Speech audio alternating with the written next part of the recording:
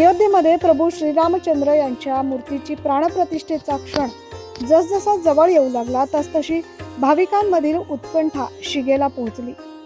नाशिकमध्ये तर खूपच जल्लोषाचं वातावरण पाहायला मिळालं। ढोल ताशा आणि घंटा यासह झांजांचा तुफान नाद सुरू झाला।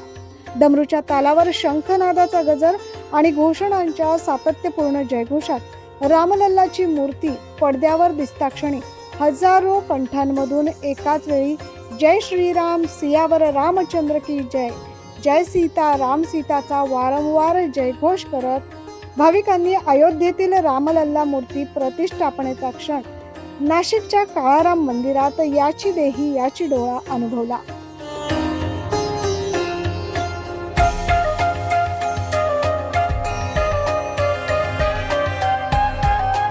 काळाराम मंदिरसह संपूर्ण परिसरात भगवे झेंडे आणि झेंडूंच्या माळांनी सुशोभित करण्यात आला होता। जय श्रीराम सियावर रामचंद्र की जय असा घोष यावेळी करण्यात आला। दुपारी 12 वाजेच्या सुमारास नेहमीप्रमाणे ढोल ताशा नगारे वाजू लागले आणि मंदिराच्या गाभाऱ्यात सुरू असलेली आरती पूर्ण होऊन पडदा बाजूला सरताच जणू राम जन्मोत्सव असल्याच्या उत्साहात भाविकांनी एकच जल्लोष केला। आपण ऐकू शकतोय प्रभू श्री रामाच्या घोषणेने परिसर कसा दुमदुमून गेलाय।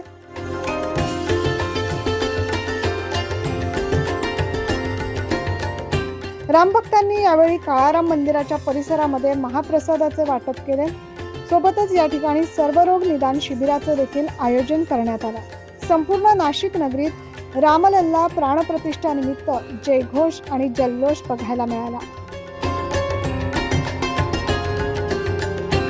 आज आमच्या पूर्वजांनी काही पुण्य केले असेल म्हणून हा सोन्यासारखा दिवस आज आम्हाला बघायला मिळालेला आहे। आज प्रभू रामचंद्र सुमारे 500 वर्षांनी आज अवतरलेले आहे अयोध्या भूमीत। एक आमचा एक खारीचा वाटा का होईना त्या निमित्ताने आज आम्ही सगळ्या मित्र परिवारांनी 1001 लाडू वाटप हा एक संकल्प आमच्या मनात होता। एक खारीचा वाटा का होईना आमचं एक काम आपले योगदान आहे, कारण जे बलिदान आमच्या पूर्वजांनी दिलेलं आहे, जे आमच्या बांधवांनी दिलेलं आहे ते बलिदानला आम्ही एक काहीतरी छोटं कृत्य म्हणून आम्ही आज हे छोटीसं वाटप करत आहोत।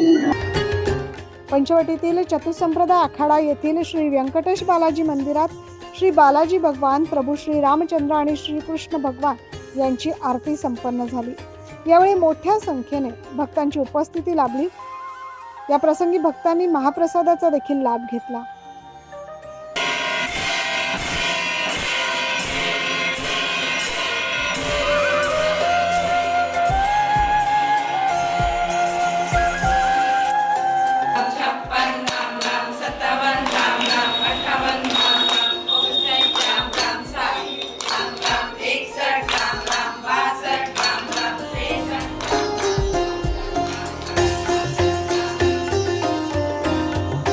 तपोवन मधील श्री लक्ष्मी माता मंदिर येथे देखील प्रभू श्रीराम आणि सीता यांच्या देखील मूर्ती आहेत। या मंदिरात श्री कच्छ गुर्जर क्षत्रिय समाज महिला मंडळ नाशिक यांच्या वतीने भजन सेवा देण्यात आली।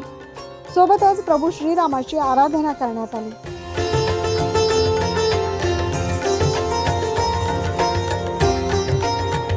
अशा विविध पद्धतीने आज संपूर्ण देशात हा ऐतिहासिक क्षण मोठ्या उत्साहात आणि भक्तिमय वातावरणात साजरा करण्यात आला। 9 न्यूज महाराष्ट्रसाठी सुनीता चव्हाणसह अजित सय्यद।